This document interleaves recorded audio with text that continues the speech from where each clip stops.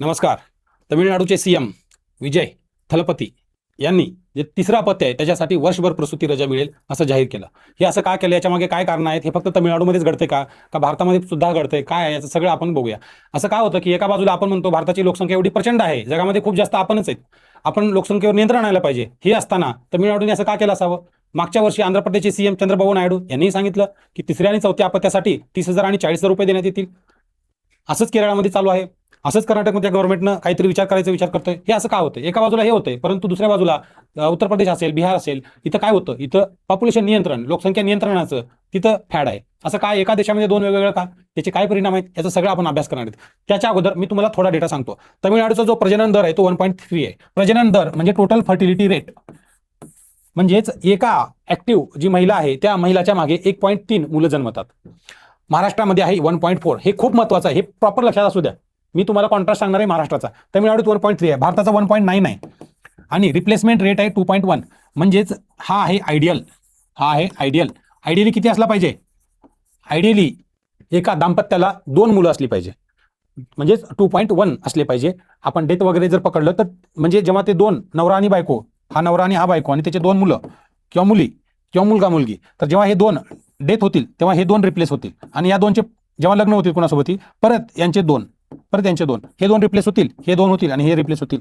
म्हणजे रिप्लेस होत राहील आणि जी पॉप्युलेशन आहे, लोकसंख्या आहे ती स्टेबल राहील. परंतु आयडियली असे होत नाही. हे आयडियल सांगितलं मी तुम्हाला, याच्यापेक्षा कमी झालंय आपण. असं का झालं बघा, नेमकं काय घडलं? 18 ऑगस्ट 2026 तमिळनाडू विधानसभेमध्ये त्यांनी हे जाहीर केलं. हा निर्णय अचानक आला का? तर नाही, हा निर्णय अचानक आला नाही. त्याची सुप्रीम कोर्ट असेल किंवा मग मद्रास हायकोर्ट असेल याचा निर्णय त्याला कारणीभूत आलेला आहे. आपल्याला त्या टाइमलाईनमध्ये जायचं नाही, आपल्या त्या काही कामाचं नाही. म्हणजेच काय बघा, त्यासाठी एक केंद्रीय कायदा आहे का? हे तमिळनाडूने केलं, मान्य आहे. मग सेंट्रल लेवलला काय आहे का? तर आहे मॅटर्निटी बेनिफिट ऍक्ट 1961. हे बघा, मात्र तो लाभ कायदा 1961 त्याची 2017 मध्ये सुधारणा केली, अमेंडमेंट केली आणि असं सांगितलं जे पहिले 2 अपत्य असतील, पहिला आणि दुसरा अपत्य, त्याच्यासाठी आहे ना 26 वीक म्हणजे 6 महिने, 6 महिने पेड मिळेल, रजा मिळेल. ठीक आहे, 6 महिने रजा मिळेल. तुम्ही कधी पण घ्या, प्रेग्नन्सीच्या अगोदर 3 घ्या, नंतर 3 घ्या, अगोदर 1 महिना घ्या, नंतर 5 घ्या, जसं तुम्हाला जमेल तसं घ्या. म्हणजे 6 महिने होय आहे पहिल्या 2 साठी. आणि समजा तिसरा असेल तर तिसऱ्यासाठी आहे 12 आठवडे, तिसरा चौथा असे किती जर असतील तर हे फक्त 12 वीक आहेत, म्हणजे 3 महिने. ठीक आहे, 3 महिने हे असं आहे. 12 दूनी 24, 3 महिन्यापेक्षा पण कमीच आहे ते. हे आता असं आहे सेंट्रल लेवलला. मग तमिळनाडूने काय केलं माहिती आहे का? तमिळनाडूने केली, हे बघा, अगोदर 2011 पूर्वी 90 दिवस होते, 2016 मध्ये 270, 2021 पासूनच 365 दिवस आहेत. हे बघा, म्हणजे सेंट्रल लेवलला किती आहेत? 26 वीक आहेत, म्हणजे 6 महिने आहेत. आणि तमिळनाडूनं 2021 पासूनच केलेलं आहे की 1 वर्ष. पहिल्या 2 साठी होतं ते, पहिल्या 2 साठी. आता 1 2 3 4 किती असतील? सगळ्यासाठी 1 वर्ष आहे, सगळ्यासाठी 1 वर्ष आहे. आणि याच्यावर कमेंट आपल्या महाराष्ट्राचे सीएम यांचे जे पत्नी आहेत अमृता फडणवीस, त्यांनी पण कमेंट केलेली आहे. त्यांचं हेच मत आहे की मूल किंवा अपत्य कुठलाही असेल तर प्रत्येकासाठी तेवढी रजा दिलीच पाहिजे, कारण केअरिंगला तेवढा वेळ लागतोच, तिसरा असेल किंवा चौथा असेल. खरं तर सरकारचं तिसरा अपत्याला कमी करण्याचं जो हे आहे मानस आहे, तो आपला जो टोटल फर्टिलिटी रेट आहे तो डिक्रीज करण्यासाठीच होता, म्हणजे जी लोकसंख्या नियंत्रण जे म्हणतो ना त्यासाठी होता, परंतु ते सध्या आता नाही आहे. ठीक आहे, हे समजलं. बरं, याच्यानंतर बघा याचं काय कारण आहे, असं काय करण्यात आलं? जे प्रजनन दराची जे आहे ना झपाट्याने वाढ आहे, झपाट्याने घसरण आहे. जो टोटल फर्टिलिटी रेट आहे ना, तो टोटल फर्टिलिटी रेट एकदम खाली येतोय. हे बघा भारत इथं आहे, भारत 1.9 आहे आणि याचे वरचे राज्य बघा तुम्ही, दिल्ली 1.2, तमिळनाडू 1.3, पश्चिम बंगाल 1.3, महाराष्ट्र 1.4, कर्नाटक, तेलंगणा, आंध्र प्रदेश, केरळ सगळे 1.5. म्हणजे सदर्न स्टेट्स सगळे कमी एक्सेप्ट वेस्ट बेंगॉल आणि दिल्ली. बाकी जेवढे महाराष्ट्र पण खालीच आहे थोडाफार, वेस्टला येतो. आणि जे नदन आहेत हे बघा, बिहार 2.8, यूपी 2.6. म्हणजे दक्षिणेकडील राज्य एका बाजूला जो टोटल फर्टिलिटी रेट आहे तो एकदम कमी झाला आहे आणि दुसऱ्या बाजूला टोटल फर्टिलिटी रेट हा एकदम जास्त आहे. तमिळनाडू 1.3 आहे, म्हणजे एकदम कमी आहे. म्हणजेच भारतामध्ये टोटल 18 राज्य आणि केंद्रशासित प्रदेश हे आता जे टोटल फर्टिलिटी रेटचा जो रिप्लेसमेंट रेट आहे ना त्याच्या खाली आहेत, 2.1च्या खाली आहेत 18. ठीक आहे, मग त्याच्यामध्ये तमिळनाडू नंबर 2 वर आहे. म्हणजे स्टेट जर पकडलं मोठ्या स्टेटमध्ये तमिळनाडूच नंबर 1 वर आहे, सगळ्यात कमी त्यांचंच आहे. दुसरं कारण काय, जी वृद्धत्वेची लाट आहे ती दक्षिणेत आधी येते. म्हणजेच जे लोक 60पेक्षा जास्त 70पेक्षा जास्त लोक असतात ना ते जास्त साऊथमध्येच आहेत, साऊथमध्येच तिची लाट येते का? कारण त्यांचं जे डेमोग्राफिक ट्रान्झिशन आहे ना ते हळूहळू झालेलं आहे. आणि हे बघा, जर तुम्हाला सांगायचं राहिलं, भारतामध्ये सरासरी 9.7%, म्हणजेच 100 पैकी जवळपास 10 लोक वृद्ध आहेत, म्हणजे 60पेक्षा जास्त आहेत. तोच आकडा केरळमध्ये 15पेक्षा जास्त आहेत, केरळमध्ये 15पेक्षा जास्त आहेत. बघा, 100 पैकी 15पेक्षा जास्त आहेत इथं लिहिले बघा. म्हणजेच 46 मध्ये जे ज्येष्ठ नागरिक आहेत का, म्हणजे 60+ नागरिक, हे यांचा जो नंबर आहे तो 15पेक्षा जे कमी लोक आहेत त्यांना क्रॉस करेल.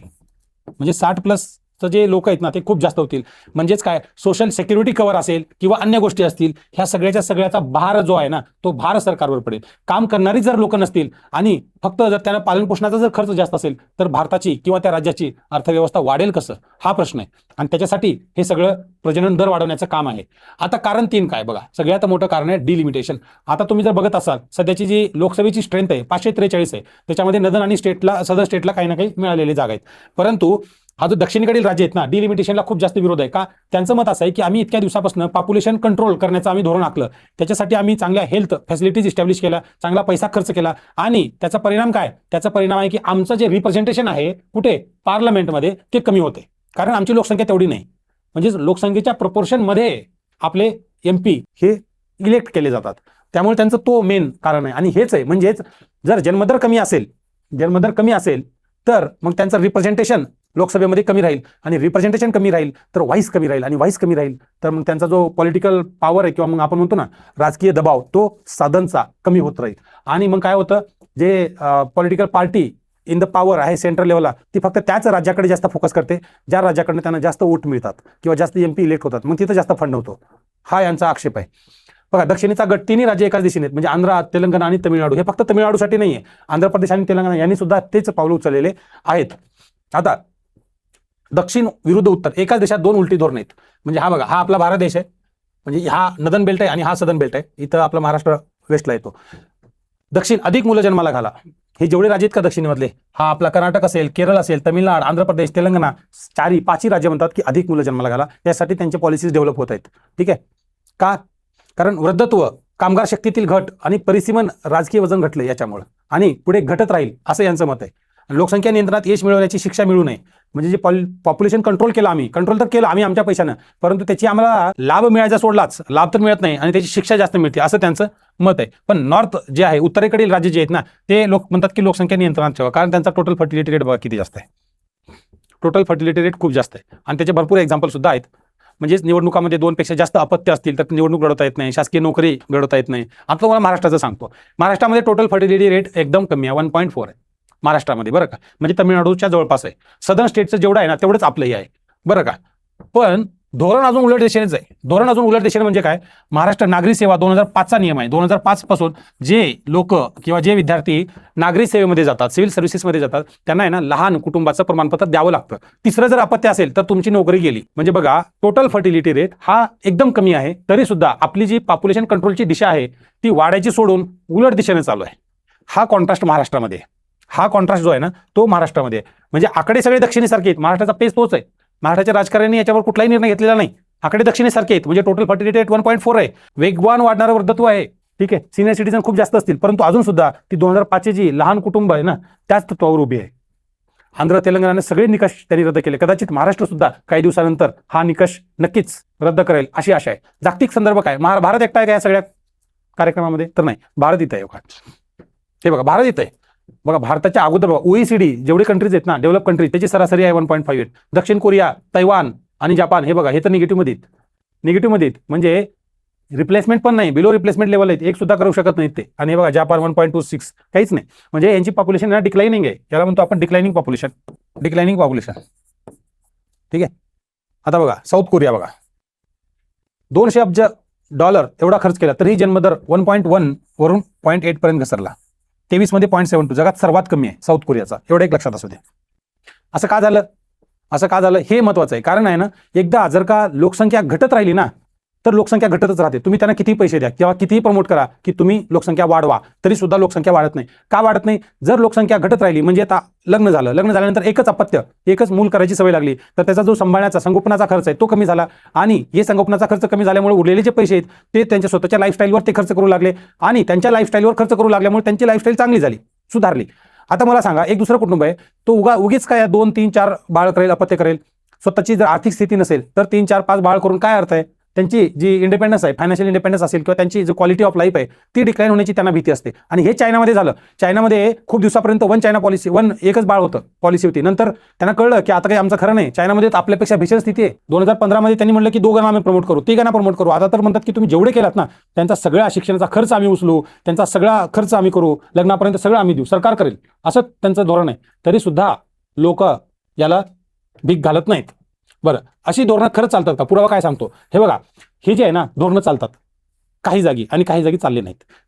हे जे धोरण आहेत ना, लोकसंख्या वाढीचे जे प्रयत्न आहेत ते धोरण चालतं कशामुळं? हे जे आहे ना कॅश बेनिफिट जर तुम्ही दिलात ना तर चालतं. हे ह्याचं खूप जास्त ज्वलंत उदाहरण आहे. आणि दुसरी गोष्ट, फ्रान्समध्ये असं आढळलं की जे पाळणाघर आहेत, वर्किंग प्लेसच्या जागी जर पाळणाघर असतील तर सरकारने जर सुविधा करून दिल्या चांगल्या दर्जाच्या, तर तिथं सुद्धा हे पॉझिटिव्ह दर आलेला आहे. म्हणजेच याचाच अर्थ काय, जर सरकारनं कॅश बेनिफिट दिले, पाळणाघर जागोजागी बांधलं तर नक्कीच जो टोटल फर्टिलिटी रेट आहे तो वाढतो. परंतु हे बघा, प्रसूती रजेचा कालावधी जे आपण भारत सरकारनं केलेला आहे किंवा तमिळनाडू गव्हर्नमेंटने केलाय त्याचा आणि टोटल फर्टिलिटी रेट वाढायचा संबंध कुठेही आढळलेला नाही. त्यामुळं आपली दशा आणि दिशा ही कुठे असायला पाहिजे स्पष्ट करण्याच्या अगोदर जागतिक लेवलचा अभ्यास करणं गरजेचं आहे. याच्यावरून हे समजतं आपल्याला. हा निर्णय शहाणपणाचा आहे का? दोन्ही बाजू बघू. येस, शहाणपणाचा आहे का? कारण जसं आपल्या महाराष्ट्राचे मुख्यमंत्री देवेंद्र फडणवीस यांच्या पत्नी यांनी जे सांगितलं की प्रत्येकाचा हक्क आहे तो, की तोही बाळ असू द्या, प्रत्येकाचा तो हक्क आहे, हक्काचा मुद्दा आहे तो. ठीक आहे, महिलाचं श्रमशक्ती, लेबर फोर्स पार्टिसिपेशन रेट याच्यामध्ये वाढेल. परंतु विरोधात कुठले कुठले वाढतात? व्याप्ती काय? म्हणजे ह्याचा जो लाभ आहे ना फक्त जे गव्हर्नमेंट सर्वंट आहेत त्यांनाच आहे, बाकीच्यांना याचा लाभ नाही. भरती दंडाचा धोका, याच्यामुळे काय होतं, जे प्रायव्हेटमध्ये जे नोकरी असते त्यामध्ये काय करतात, जे नोकरी देणारे आहेत ना ते म्हणतात की जर समजा एखादी महिला प्रेग्नंट राहिली तर तिला 1 वर्षापर्यंत सुट्टी द्यावी लागते. त्यामुळे ना ते डिस्करेज होतात, ते रिक्रुटच करत नाहीत. ठीक आहे, त्यामुळे रिक्रूट करत नाहीत आणि हा एक मुद्दा असा राहिलेला आहे. मग त्यांचं labour force participation rate automatic कमी होईल. त्यामुळे सरकारला यावर काही ना काही केलं पाहिजे. पुढचा मार्ग काय? पुढचा मार्ग असा आहे की पालक रजेचा समांतर विचार झाला पाहिजे. म्हणतो आपण पॅटर्निटी लिव्ह सुद्धा दिले पाहिजे. मग फक्त पॅटर्निटी लिव्ह काही जण गोवा ट्रिप पण करतात, असं पण आढळले. तसं न करता इक्वली त्याच्यामध्ये पार्टिसिपेशन असलं पाहिजे. असंघटित क्षेत्रातील महिलांसाठी प्रधानमंत्री मातृवंदन योजनेसारखं रोख लाभांचा विस्तार केला पाहिजे. सध्या 6,000 आहे, याचं जास्त केलं पाहिजे. 20,000, 25,000, 50,000, 1-1 लाखापर्यंत दिलं पाहिजे. ठीक आहे, इन्स्टंट जर ज्यावेळेस कॅश मिळत असेल ना त्यावेळेस लोकसंख्या वाढत राहते. बरं, दीर्घकालीन काय, तर रजेचा जो खर्च आहे तो नियोक्त्याकडून सामाजिक म्हणजे ESIC प्रारूपकडे गेला पाहिजे. मी जसं म्हटलं ना की 1 वर्षाची रजा आहे.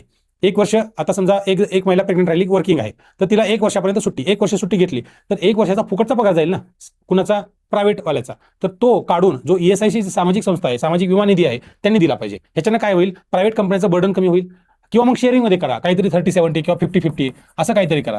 असं जरी काही केलं तरी पण त्याचा जो रिक्रुटमेंट आहे तो रेट वाढेल, लेबर फोर्स पार्टिसिपेशन रेट वाढेल. पाळणाघर व बालसंगोपन पायाभूत सुविधा डेव्हलप केल्या पाहिजे. फ्रान्स स्वीडन मॉडेल पुराव्यासकट ह्याचं प्रूव्ह झालेलं आहे. महाराष्ट्रामध्ये काय तरी 2005चा लहान कुटुंब नियम आहे ना आणि जिल्हा परिषदचा कायदा आहे ना त्याच्यातील अपात्रतेचा फेरआढावा घेणं आवश्यक आहे. आता असं म्हणता येणार नाही 2 असतील, तिसरा असेल तर तुम्हाला निवडणूक लढवता येणार नाही. हा नियम खरंच आता रिलेव्हंट आहे का हे विचार करणं गरजेचं आहे. तुम्हाला याच्याबद्दल काय वाटतं आपल्या कमेंट बॉक्समध्ये सांगा. धन्यवाद.